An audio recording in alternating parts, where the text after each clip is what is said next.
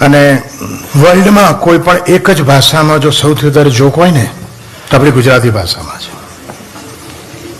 અને ગુજરાતી ભાષામાં આટલા બધા જોક કેમ છે? ગુજરાતી ભાષા સાહેબ એક નથી. તમે સુરતથી સૌરાષ્ટ્ર ટ્રેનમાં, ટેક્સીમાં, મોટરમાં, ખટારામાં, મોડ ઓફ ટ્રાવેલિંગ ગમે તો હોય, જેટલા પ્રાંતમાંથી તમે પસાર થાવ છો એ દરેક જગ્યાએ જુદી જુદી ગુજરાતી બોલાય છે. એમાંથી કેવા જોક થાય છે. હું તમને બધા પ્રાંતની વાત નહીં કરું, થોડાક નમૂના બતાવું છું. શરૂઆત કરીએ આપણે સુરતથી. તો સુરતી માટે એવું કહે છે કે સુરતી લોકો ગાળો બહુ બોલે, એટલે તો સુરતના રેડિયો સ્ટેશન નથી આવ્યું. રાજકોટ, અમદાવાદ, વડોદરા, ભુજ એને બધાને રેડિયો સ્ટેશન, સુરતને કેમ ને હલાય જ નહીં. રેડિયો ખોલો ને આવડી આવે. બીજું સુરતી ભાષાની ખૂબી એ છે કોઈ સુરતી સ નહીં બોલે. સ આવે ત્યાં શું બોલે? હા. આપણે ત્યાં પછી પૂછ્યું ક્યાંથી આટ કે હુરઠથી.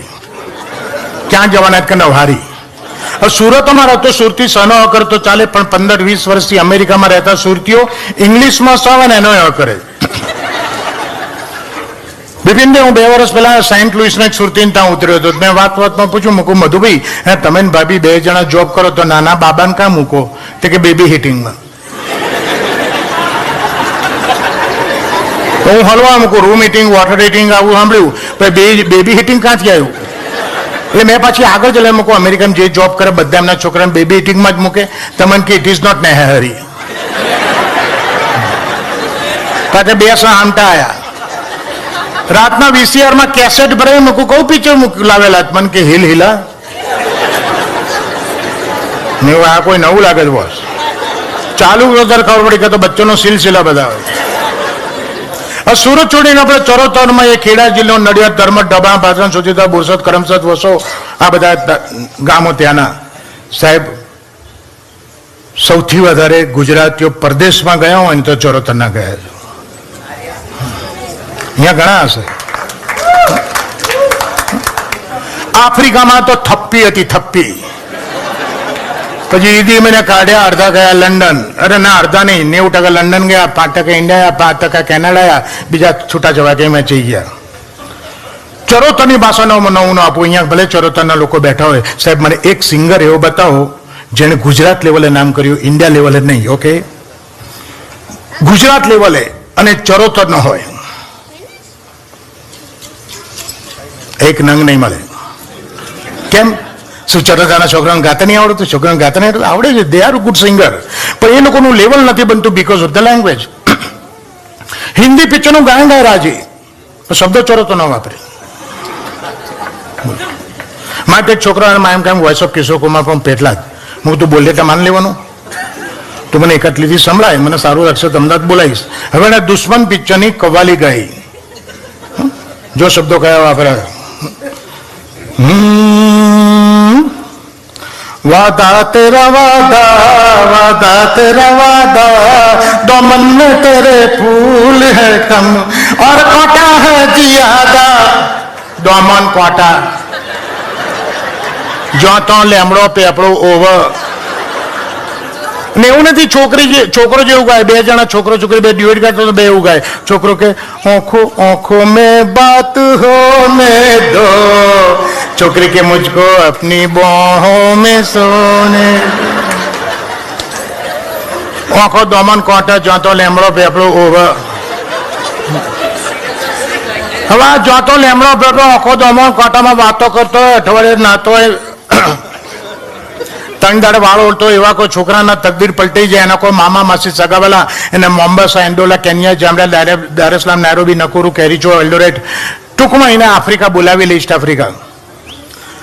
આફ્રિકા 2-3 વર્ષની જયારે પહેલી વાર આવે ને ઇન્ડિયા, સાહેબ જોવા જેવો થઈ ગયો.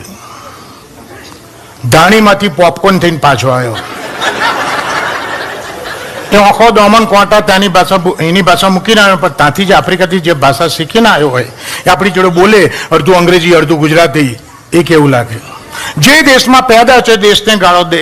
જે ભાઈબંધોને અડધી રાતે 40 પૈસાની ચા પીતી છે ભાઈબંધોને ગાળો દે. કોણ બોલ્યો?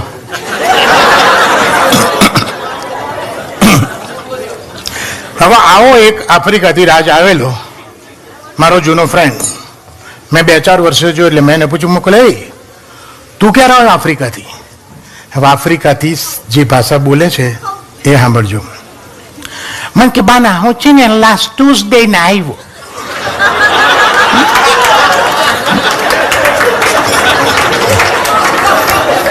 આપણે કે ફાઇન ચલો લાસ્ટ ટ્યુઝડે આવ્યો, very good. After following to came here.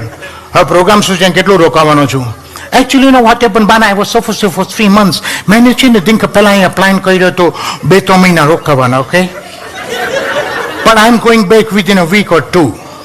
આપણે કે કેમ આટલા બધા પૈસા ખર્ચીને આવ્યો ને અઠવાડિયામાં 10 દાડે ક્યાં જોતો રહીશ? બાના એ ગમી બહુ પડે છે.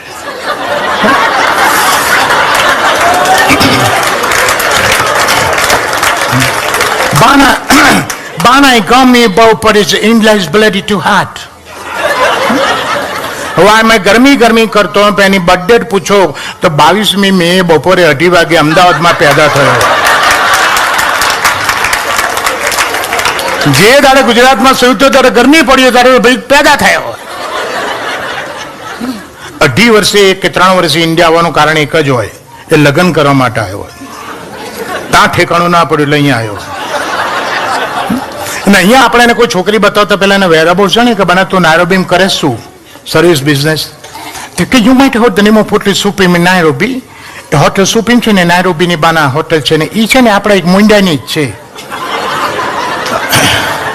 અને એ હોટલ સુપ્રીમમાં છે ને બાના હું એવીએમ છું ફ્રોમ લાસ્ટ અબાઉટ 2 years. એટલે આપણે વિચાર કે એવીએમ કઈ ને એવી ડિગ્રી ફાટી નીકળી. તો આપણને 3 મહિને ખબર પડી કે એવીએમ એટલે એઠા વાસણ મોજના.